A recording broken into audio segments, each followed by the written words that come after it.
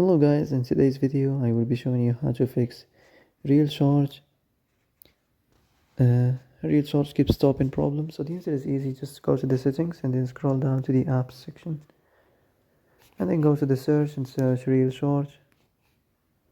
And then go to the storage and here you will find this clear cache option, click on it.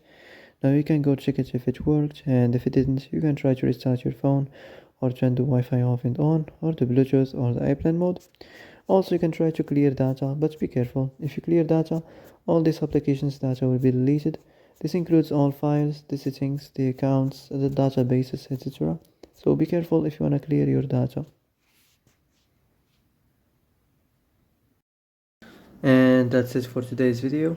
I hope this is the answer you've been looking for. If you like this video, don't forget to like and subscribe, and see you in the next video.